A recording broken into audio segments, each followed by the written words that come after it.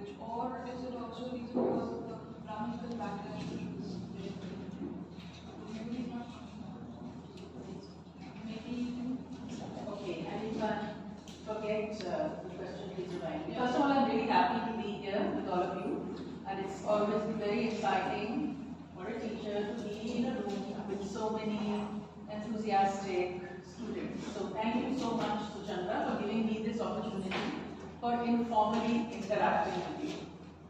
So the Arthashastra on women, quite interesting. You know, it's not something I have developed, but I find that in the Arthashastra, women are actually given quite a bit of agency. They are treated as politically relevant figures.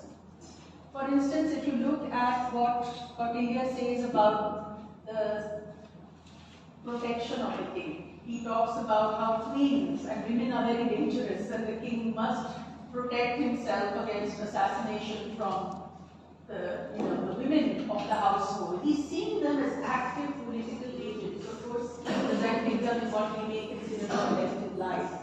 But there are so many other places where women figure also. We have, whether it is references to, for instance, nuns in unexpected ways, okay, as double agents, women disguised as nuns are supposed to roam around and gather intelligence for the state. So I think the Arthashastra, although it does follow what we may broadly speak of as a Brahminical line, also makes some significant departures from it. And I think this is what you will find if, and I hope some of you will go on to do research, maybe some of you are already doing research into ancient Indian texts or any text. If you read carefully, you will find that it's not telling a simple story. There are, you may describe it with the expansion of Buddhism. The epigraphic Ashok, that is inscriptional Ashok, is different. The inscriptions are in the Brahmi script. Brahmi evolved over time, so Ashokan Brahmi, early Brahmi, is not, was not in governance and law, right? It's an excellent introduction and it puts together all the different views on the dating of the texts. So I think that connection between Chandragupta, Chanakya, Arthashastra really emerges strongly in the Buddha period.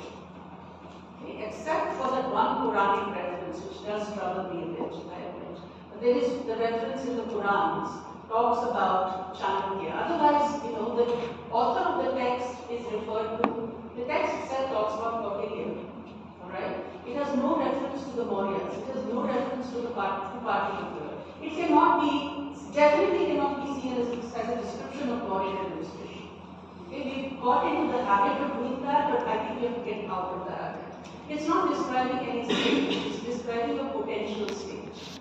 So we must not use the Arthashastra as a text which is describing modern state and society. I think what we need to do is then what do we do with it?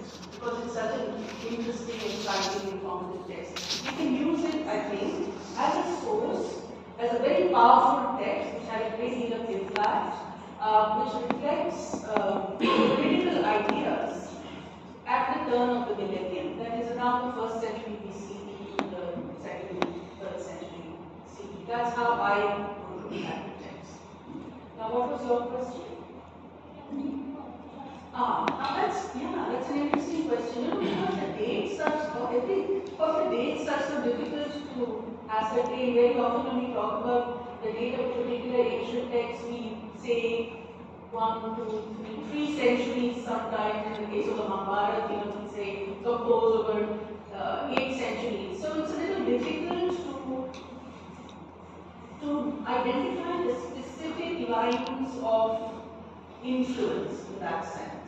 Okay, but the point you are making is important, and that is that when we look at a particular text, we should not look at it in isolation. It was obviously in conversation with other texts, it was in conversation with historical reality. But I don't see the Arthashastra as a response to Ashok's pacifist policy. I don't see that kind of resonance in the text. I think it's certainly emerging from a very long tradition of writing on statecraft.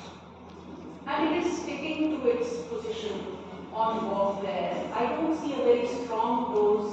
I mean, I wonder, do you see all those references to animal welfare as a kind of reaction to Ashok? I don't know. But by and large, it's not bothered by ethics at all. So in that sense, I think that if there is a relationship between Ashok and the Arthashastra, it will be a very complex one. One need to think very carefully about it. We have to nuance that argument PhD. So it is possible, but it doesn't immediately strike me. We have some questions from the PhD students. There is one, then Prakash. First question. When we talk about Ashoka inscription, we found good number of Ashoka inscription from hinterland areas.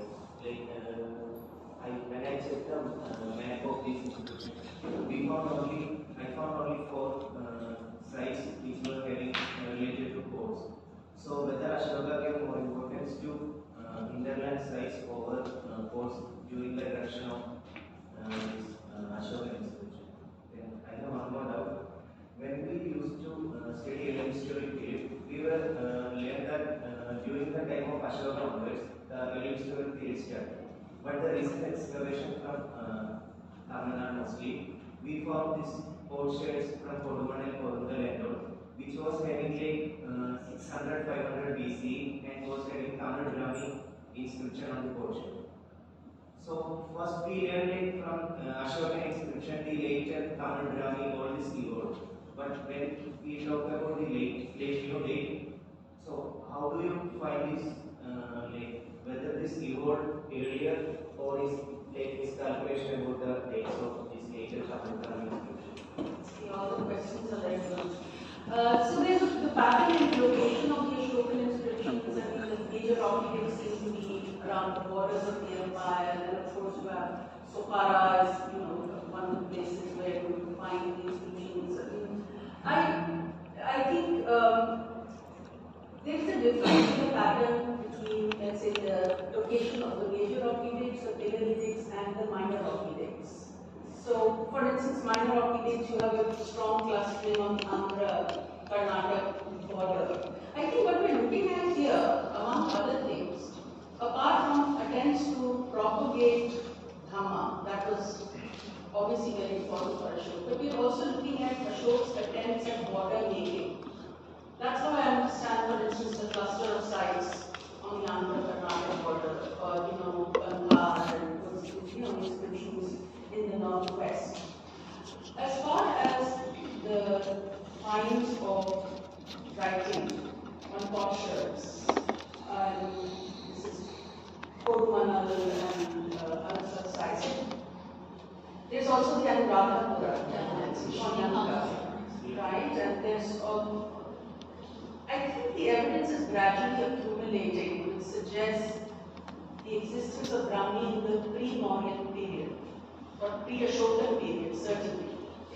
Now the debate is, there is a debate, and there are historians who are not entirely convinced by this. For instance, one of the arguments that was made by a fellow historian is that Sri Lanka, well, 5th century BCE or so, it doesn't make sense because the context